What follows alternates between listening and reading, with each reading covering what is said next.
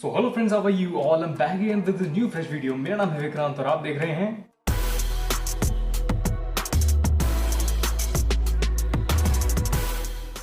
दोस्तों, आप इस वीडियो को देख रहे हैं तो ये मैं समझता हूं कि आप इस वीडियो को इसलिए देख रहे हैं कि आपको कभी ना कभी हेयर ट्रांसप्लांट से रिलेटेड कोई प्रॉब्लम हुई होगी या फिर आप जानना चाहते हैं कि हेयर ट्रांसप्लांट से रिलेटेड क्या प्रॉब्लम हो सकती है। तो आज मैं डिस्कस करूंगा आप लोगों से 3 ऐसे पॉइंट जिनकी वजह से हेयर ट्रांसप्लांट जो है वो फेल हो जाता है। So let's begin. तो पहला जो पॉइंट है वो मैं आप लोगों के सामने ये रखना चाहता हूं कि जल्दबाजी और हरी, यानी कि आप जल्दबाजी किसी भी काम में करेंगे तो वो काम आपका ऑटोमेटिकली खराब हो जाएगा या खराब होने के चांसेस रहेंगे उसके अंदर। आप जल्दबाजी करेंगे हेयर ट्रांसप्लांट कराने में तो उससे क्या कॉन्सिक्वेंसेस हो सकते हैं? वो ये हो सकते हैं कि हो सकता है आप जल्दबाजी में कोई ऐसा अच्छा हेयर क्लिनिक जो है उसको चूज ना कर पाए, जल्दबाजी में कोई ऐसा हेयर क्लिनिक चूज कर लें कि भाई जिससे आपको आगे जाके रिजल्ट ना मिले या फिर आपको प्रॉब्लम हो सकती है, या हो सकता है कि आपका जो हेयर ट्रांसप्लांट का जो रिजल्ट है वो खराब हो जाए। अब आप उसमें ये भी चीज चूक कर देंगे। अगर आप हेयर ट्रांसप्लांट जब कराने जाएंगे तो सोचेंगे कि भाई जल्दी से जल्दी मेरे को हेयर ट्रांसप्लांट कराना है, और आप किसी भी नियर बाय जो भी आपका हेयर ट्रांसप्लांट का जो नियर बाय क्लिनिक होगा आप उसे हेयर ट्रांसप्लांट करा लेंगे। आप ये नहीं देखेंगे कि भाई उस बंदे को, उस डॉक्टर को कितना एक्सपीरियंस है, कितना एक्सपीरियंस नहीं है, पास उसकी हिस्ट्री जो किस तरह की रही है, उसके जो क्लाइंट हैं जो उसने सर्व किए हैं, जो जितने भी उसने हेयर ट्रांसप्लांट के रिजल्ट लोगों को ला के दिए हैं वो कितने सक्सेसफुल हुए हैं, उसका सक्सेसफुल रेट है वो क्या है। आप इन सब चीज़ों को दरकिनार करके यही सोचेंगे कि हाँ भाई मुझे हेयर ट्रांसप्लांट कराना है, जल्दी से जल्दी हेयर ट्रांसप्लांट कराना है, तो आप इन सब चीज़ों को मिस कर देंगे और जिसके चलते हो सकता है कि आपका जो हेयर ट्रांसप्लांट है वो इन फ्यूचर खराब हो जाए, जो कि आप नहीं चाहेंगे। तो कभी भी आप इस चीज़ में जल्दबाजी मत करिए।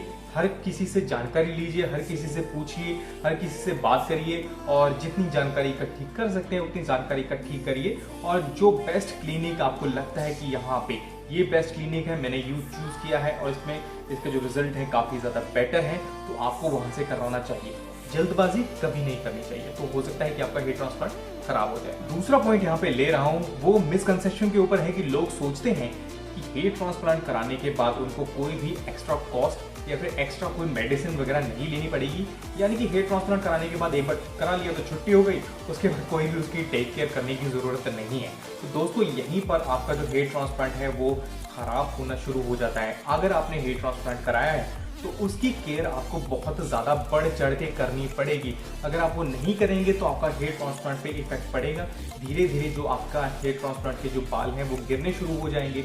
अगर आप सोचते हैं कि मुझे कोई मेडिसिन नहीं खानी, इसके बाद आप सोचते हैं कि मुझे इसकी कोई टेक केयर नहीं करनी पड़ेगी, आप सोचते हैं मुझे PRP नहीं लेनी पड़ेगी, क्योंकि मैंने जो हेयर ट्रांसप्लांट है वो बहुत अच्छी जगह से कराया है। 85% डॉक्टर्स आपको यही कहेंगे कि आपको मेडिसिन खाने की ज़रूरत है हेयर ट्रांसप्लांट कराने के बाद भी। और ये काफ़ी ज़्यादा सफिशिएंट लोगों के लिए इसलिए भी हो जाता है कि भाई जो बंदा हेयर ट्रांसप्लांट कराने के बाद मेडिसिन लेता है वो उसके जो हेयर ट्रांसप्लांट के रिजल्ट है वो काफ़ी लंबे टाइम तक सस्टेन करते हैं, उसका जो हेयर ट्रांसप्लांट है काफ़ी लंबे टाइम तक चलता है। अब आपने एक बार हेयर ट्रांसप्लांट करा लिया, आप सोच रहे हैं, अब एक मिसकंसेप्शन की मैं और बात कर दूँ, आप लोग ये भी सोचते होंगे कि मेरा जो एरिया है वो डोनर एरिया है, यानी कि पीछे से जो आपने बाल लिए हैं वो बहुत ही ज़्यादा सेफ है, वो DHT रेजिस्टेंट है, वो बाल गिर सकते हैं। जी हाँ, अगर वो बाल कमज़ोर हैं, अगर वो पतले हो गए हैं, अगर उसमें आपको लगता है कि डेंडर की बहुत ज़्यादा प्रॉब्लम है, तो वो बाल जो है एलिजिबल नहीं होंगे आपके हेयर ट्रांसप्लांट के लिए। अगर कल को हो सकता है आप हेयर ट्रांसप्लांट वहाँ से करवा लें, मतलब जो आपका डोनर एरिया है पीछे से आप उठा के आगे के बाल लगवा लेंगे,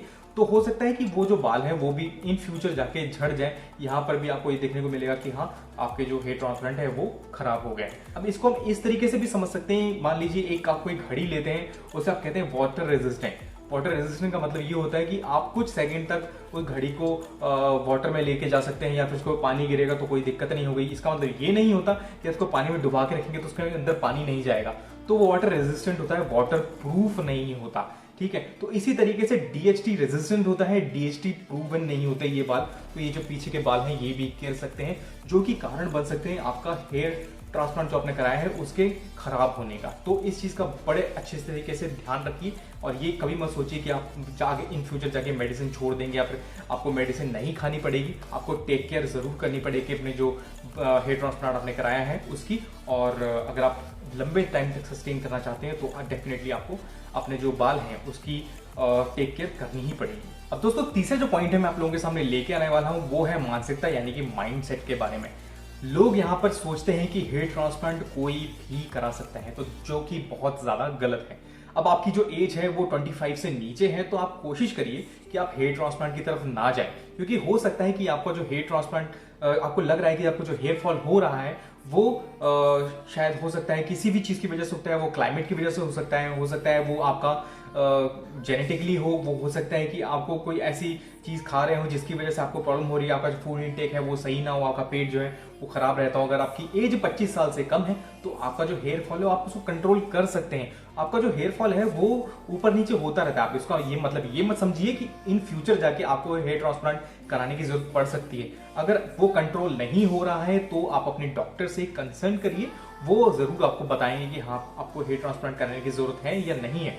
अगर आपकी एज 25 से नीचे है तो उसको हम कंट्रोल कर सकते हैं, उसका जो हेयर फॉल है उसको हम कंट्रोल कर सकते हैं, गिरना कम कर सकते हैं। अगर आप राइट टाइम पर डॉक्टर से कंसल्ट करेंगे तो वो आपको बता देंगे आपको कौन सी मेडिसिन या कौन सी आपको टॉनिक ऐसी लेनी चाहिए या लोशन लगाना चाहिए जिसकी वजह से आपका जो हेयर फॉल है वो रुक जाए।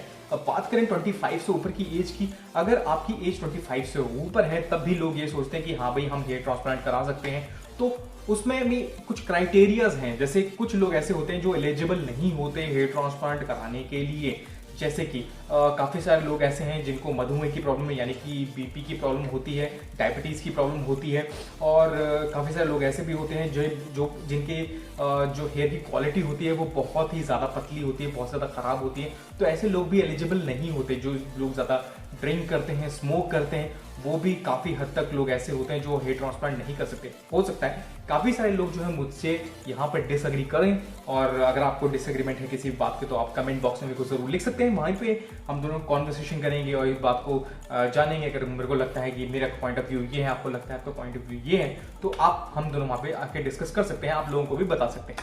तो मेरा कंसेप्शन यही है, और लोग भी इसी के बारे में जानना चाहते हैं कि हाँ हेयर ट्रांसप्लांट कौन बंदा करा सकता है। अगर आपको हार्ट से रिलेटेड कोई प्रॉब्लम है, अगर आपको बीपी की प्रॉब्लम है, अगर आपको कोई चेस्ट में कोई पेन वगैरह तो नहीं है पहले से, या फिर आपको डायबिटीज़ की प्रॉब्लम तो नहीं है, या फिर आपकी कोई मेडिकल हिस्ट्री तो नहीं रही है ऐसी जिसकी वजह से, मतलब स्किन से रिलेटेड कोई ऐसी मेडिकल हिस्ट्री तो नहीं रही है जिसकी वजह से हो सकता है आपको कोई आगे जाके इन्फेक्शन वगैरह हो जाए, या फिर हो सकता है आपका हेयर ट्रांसप्लांट आगे जाके अनसक्सेसफुल हो जाए। यही कारण है जिसकी वजह से हम ये कह सकते हैं कि आपके जो हेयर ट्रांसप्लांट है वो अनसक्सेसफुल रहता है। सबसे पहले तो मैं आपको दोबारा से एक बार फिर से रिवाइज करा दूं कि क्या क्या पॉइंट थे। पहले जो पॉइंट था वो था हमारे सामने, कभी भी हमें जल्दबाजी नहीं करनी है। अच्छा डॉक्टर ढूंढने के लिए, अच्छा क्लिनिक ढूंढने के लिए जल्दबाजी में क्या होता है, कोई भी काम सही से नहीं होता। अब सेकंड जो पॉइंट हमारे पास यहाँ पे आता है कि हमें आगे जाके हेयर ट्रांसप्लांट हमने करा लिया तो हमें देखभाल कराने की जरूरत नहीं है। हेयर ट्रांसप्लांट कराने के बाद दुगने देखभाल की जरूरत होती है आपके बालों को। और तीसरा पॉइंट हमारे पास यहाँ पे निकल के सामने आता है, वो है लोगों की मानसिकता के बारे में मैं आपको पहले ही बता चुका हूँ। लोगों का ये मानसिकता माइंडसेट बना हुआ है कि हाँ भाई ये बंदा हेयर ट्रांसप्लांट करा सकता है। जो करा सकता है मैंने बता दिया, जो नहीं करा सकता वो मैंने आपको बता दिया। बहुत सारे डॉक्टर्स ऐसे हैं जो कि इसको ट्रीट कर सकते हैं, अच्छे तरीके से ऑपरेट कर सकते हैं, तो वो आपका डॉक्टर ही आपको बता सकता है कि वो आपको ऑपरेट कर सकता है कि नहीं कर सकता है। आज इसी टॉपिक के ऊपर यही तक था इस वीडियो में। वीडियो अगर पसंद आई है तो वीडियो को लाइक जरूर करना, और चैनल पे पहली बार आए हैं तो चैनल को सब्सक्राइब करे बिना मत जाना। और कमेंट बॉक्स में मैं आपका इंतजार कर रहा हूँ, आपके क्या कमेंट है इसके बारे में और आप क्या सोचते हैं इसके बारे में मेरे को जरूर बताइए। और सेफ रहिए अपने घर पे, और मिलता हूँ बहुत जल्दी आपसे नेक्स्ट वीडियो में। So till then bye bye, take care.